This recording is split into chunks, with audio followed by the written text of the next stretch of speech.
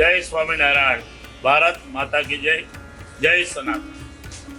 सनातन એ વિશ્વનો મહાન ધર્મ છે।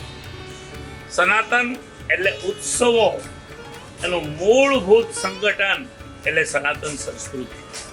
ઋષિ મુનિઓએ પણ વાત કરી છે કે ઉત્સવ પ્રિયા માનવા, મનસ ઉત્સવ પ્રિય હોવો જોઈએ।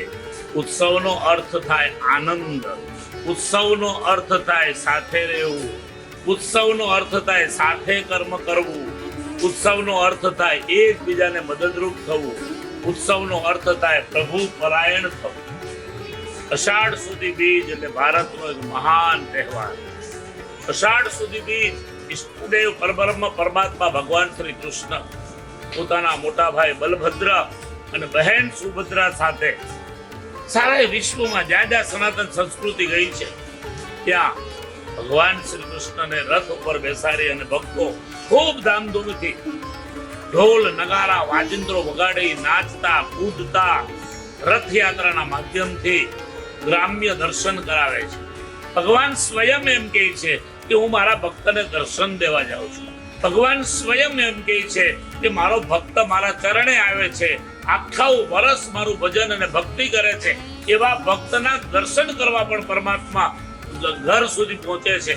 અને આજ વિશ્વની સનાતન સંસ્કૃતિની મહત્તા છે કે જે ઈષ્ટદેવ 24 અવતારો ધારણ કરી અને પોતાના ભક્તનું રક્ષણ કરવા માટે આવતા હોય, જે ઈષ્ટદેવ પોતાના ભક્તની તમામ પ્રકારની ચિંતા કરતા હોય, અને આ ચિંતા ભગવાન આપણી આ રથના માધ્યમથી કરી રહ્યા છે।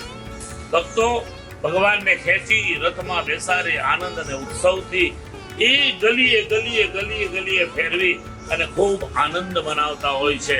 તો દરેક ભક્તોને મારે કહેવું છે કે જ્યારે જ્યારે આપ જ્યાં પણ રહો છો આ જ રીતે ભગવાન જગન્નાથ, ભગવાન સુભદ્રાજી, ભગવાન બલભદ્રજી એને રથમાં બેસાડી અને ગામની અંદર દર્શન માટે, આ ખરા દર્શન માટે, એના દર્શન માટે આપ પરિવાર સાથે જોડાજો, ભગવાનની આરતી કરજો, ભગવાનને ભાવથી વંદન કરજો, ભગવાનને પોતાના પરિવાર માટે સુખાકારી સંકલ્પ કરજો। હું ગેરંટી આપું છું કે આવા પવિત્ર દિવસે, આવા ઉત્સવના માહોલના દિવસે ઈષ્ટદેવ ખૂબ ભક્તો ઉપર રાજી હોય છે। અને જ્યારે પરમાત્મા આપણી ઉપર રાજી હોય ત્યારે આપણા ઈચ્છિત સંકલ્પો એની માંગણી કરીએ તો પરમાત્મા આપણી સંકલ્પને પૂર્ણ કરતા હોય છે।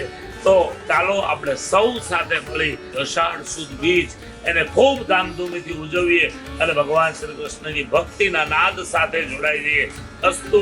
જય હિન્દ, જય ભારત, જય સ્વામિનારાયણ, જય સનાતન, જય જગન્નાથ, જય દ્વારકાધીશ।